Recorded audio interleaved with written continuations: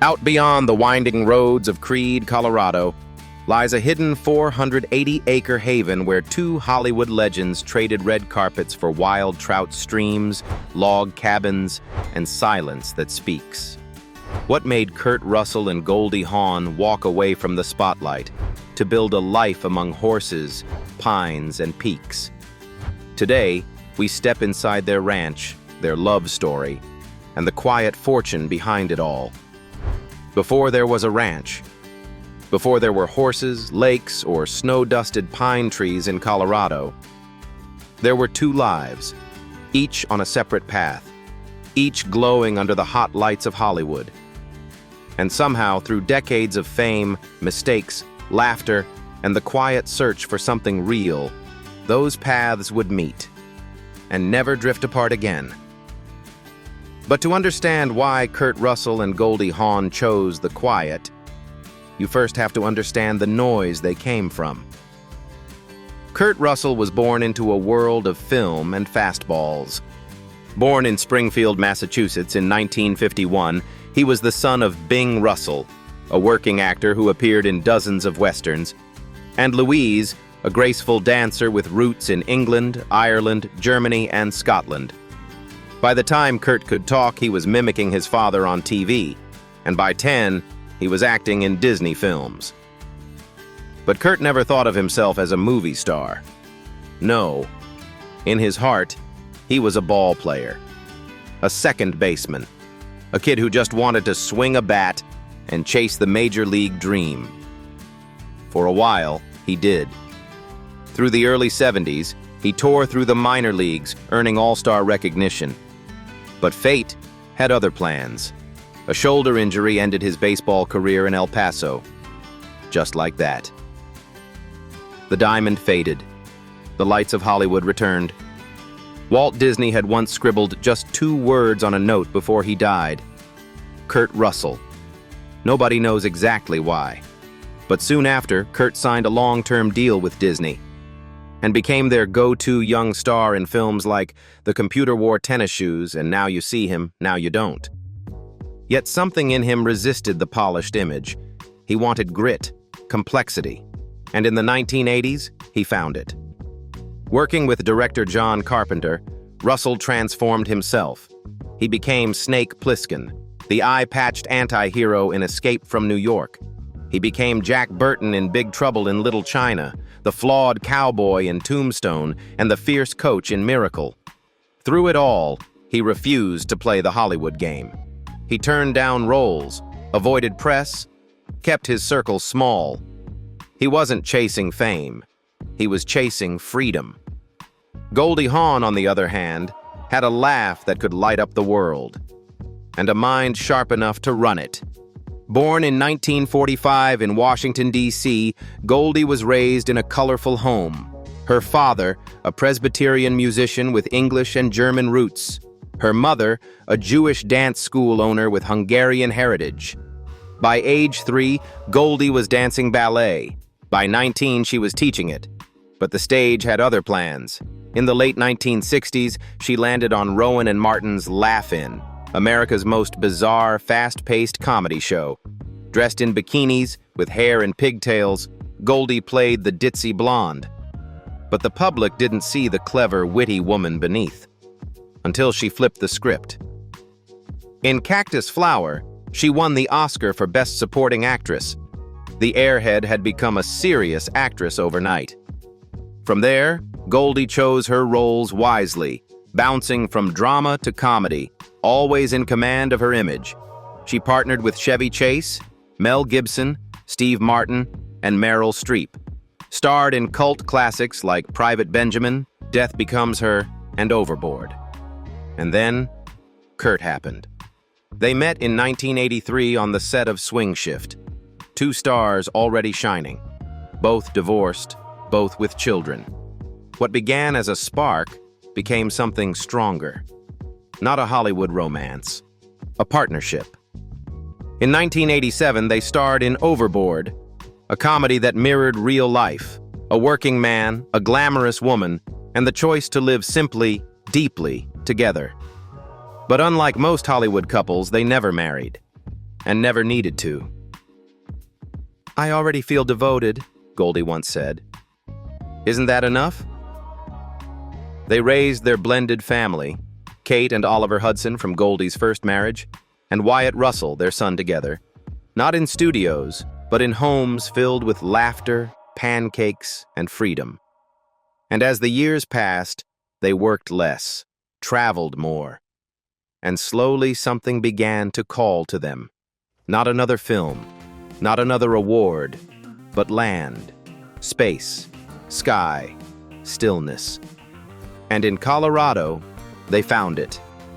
The ranch, where the air is thinner, the trees stand taller, and two Hollywood legends found something even bigger than fame. They found peace, ranch in Colorado. What does it take to walk away from Hollywood? Not for a week, not for a season, but for good.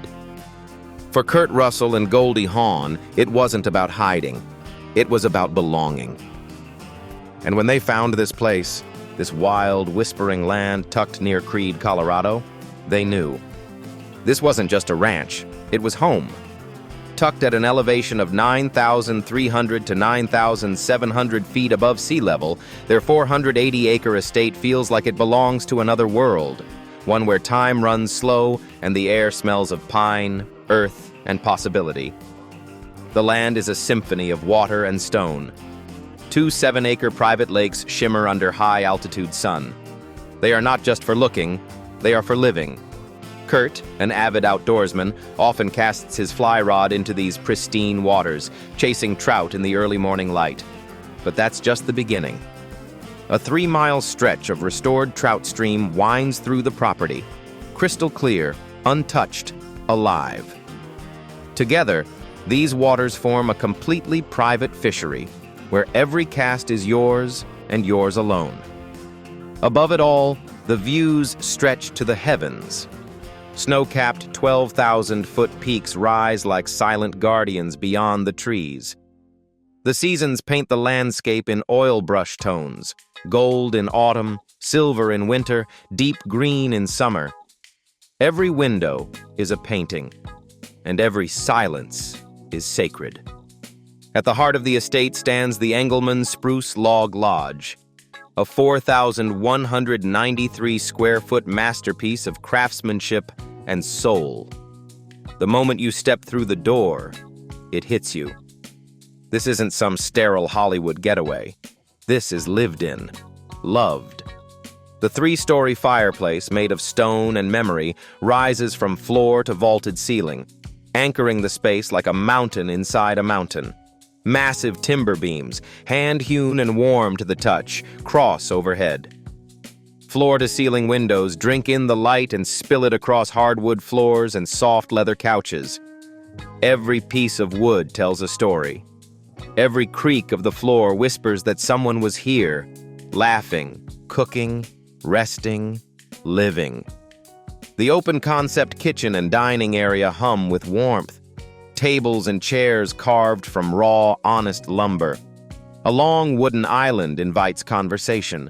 You can almost smell the coffee brewing, hear Goldie humming in the background, the sound of a skillet sizzling with breakfast.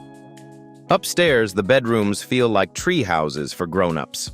Thick log walls, heavy quilts, oversized windows that frame the stars.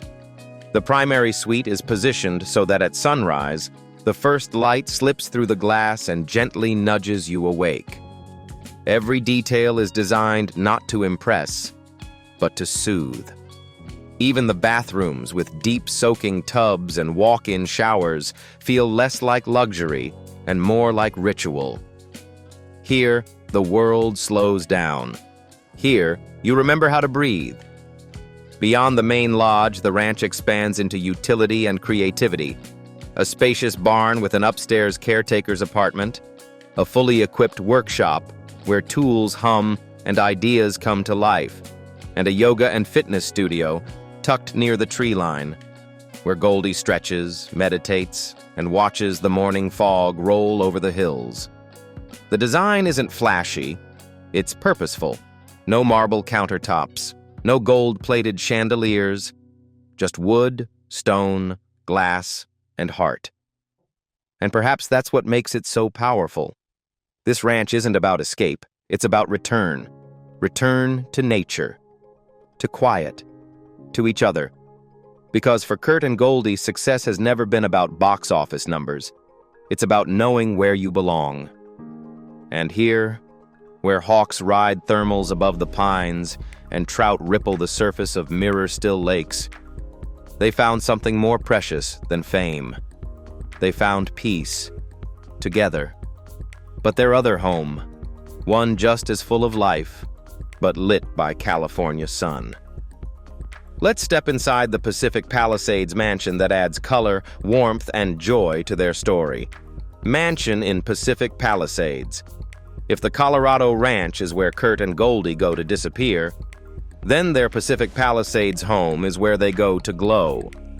Nestled along a quiet street in one of Los Angeles's most exclusive enclaves, where celebrities walk dogs without sunglasses and neighbors respect more than just fences, sits a 6,400-square-foot sanctuary that feels like a cheerful embrace. Not grand in the Hollywood sense, no moats, no marble statues. But walk through its front doors, and you're greeted with something far rarer: light, color, joy. The first thing that strikes you is how alive the home feels. Skylights flood the living spaces with golden California sun. French windows swing open to let in bird song and salt-kissed breezes from the Pacific. You don't just look at this house. You feel it. In the living room, custom-built bookshelves hug the walls, filled with well-worn novels, family photos, and scripts with curled corners. The sofas aren't stiff or designer chic. They're plush, soft, perfect for curling up barefoot. A stone fireplace anchors the space, but the real heat comes from something else: presence. This is a room where conversations happen, where laughter lives, where life slows down. Just steps away, the kitchen bursts with personality, like its owner. This is Goldie's kitchen, and it shows. A rustic farmhouse-style sink stands at the heart of it all, surrounded by cheerful cabinetry painted in tones of red, cream, and sky blue. It's not a showroom kitchen, it's a cooking kitchen. You can almost see Goldie barefoot at the counter, prepping a salad, singing softly to herself as Kurt leans against the island with a glass of wine. The island itself is wide enough for morning pancakes with grandkids, midnight chats with Wyatt, or the occasional home interview over coffee.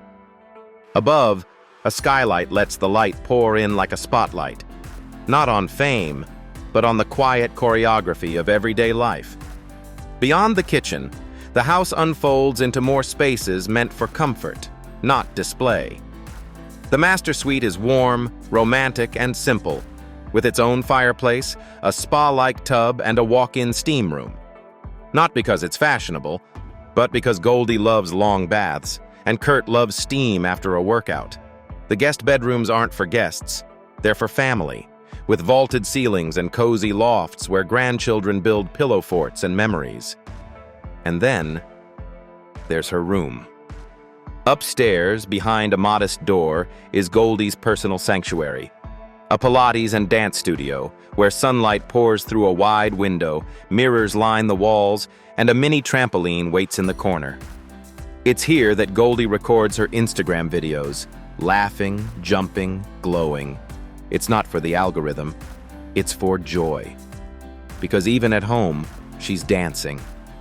Step outside, and the house opens into an enchanted garden, carefully designed yet wildly free. A glistening pool, edged with palms and flowering bushes. A hot tub tucked under a vine-covered trellis. A shaded entertainment patio where friends gather for wine, guitar strums, and stories under the stars. This is where they celebrate birthdays, where they toast new chapters, where the pace of Los Angeles slows just enough for two legends to exhale. The home was last estimated at $6.9 million, but it's not the number that matters. It's the energy. This isn't just real estate, it's real living. The kind that doesn't care for red carpets or paparazzi. The kind that cares for connection, family, laughter echoing in sunlit rooms. Because for Kurt and Goldie, a house isn't for showing off. It's for showing up to each other. But beyond the cozy kitchens and crackling fireplaces, Kurt and Goldie share another passion. One built not of timber and stone, but of chrome, horsepower, and open roads. Because while their homes speak of stillness, their garage tells another story entirely. Let's open the doors and step into the vehicles that carry not just their bodies, but their freedom. Cars. Audi A8. Elegance in motion. Sleek. Understated. Powerful. The Audi A8 is Kurt and Goldie's nod to classic European refinement. With a 4.0-liter twin-turbo V8 under the hood and quattro all-wheel drive, the A8 glides across city streets like a whisper. It's not a car you shout about. It's a car that speaks for itself. Inside, leather seats contour around you like memory. Soft lighting, polished wood, and a cabin so quiet you can hear the wind rethink its path. For Goldie, it's a favorite for dinner outings in LA. For Kurt, it's the kind of car you don't drive, you wear. Cadillac Escalade Hybrid, luxury with a conscience. Yes, hybrid. Even in their choice of SUVs, they think beyond style. The Cadillac Escalade Hybrid blends the bold, imposing frame of the traditional Escalade with a greener heart. With a 6.0-liter V8 engine paired with an electric drive system, it reduces fuel consumption without sacrificing muscle. The interior is all American luxury. Chrome accents, plush seating for 7, and a Bose surround sound system for road trip playlists. Whether it's a drive to the ranch or a grocery run, this SUV carries memories, grandkids, and groceries, all with grace. GMC Yukon. Power meets practicality. When it's time to haul gear to the Colorado ranch, saddles, hiking boots, or even lumber, nothing does it quite like the GMC Yukon. Durable, confident, and rugged, the Yukon is Kurt's utilitarian workhorse. He's been spotted loading it up with tools, firewood, and even a few muddy boots after a trout fishing day. It's not glamorous, and that's the point. In a life filled with mansions and premieres, the Yukon keeps them grounded. A reminder that real wealth isn't about polish, it's about purpose. Jeep Wrangler, wild at heart. And then for those mountain trails that don't show up on Google Maps. There's the Jeep Wrangler. Goldie loves it. Kurt jokes that she drives it more than he does. With its removable top, off-road suspension, and signature rugged build, the Wrangler is their go-to for backcountry drives. It's the car they take when they want to feel the wind, see the stars, and forget there's such a thing as a freeway. It's not just a car, it's an attitude.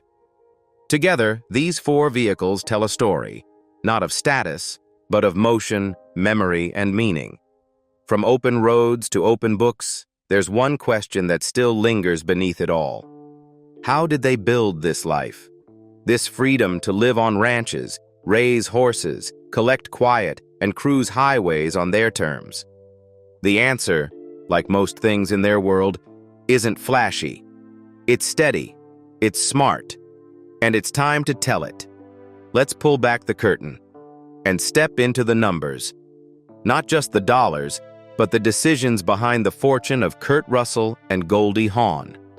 Kurt Russell's net worth is estimated at $100 million. Goldie Hawn's, $90 million. But those numbers don't tell you the whole story. Because their wealth didn't come from one mega franchise, one giant paycheck, or a viral endorsement deal. It came from years, decades, of deliberate choices, smart investments, and staying true to who they are.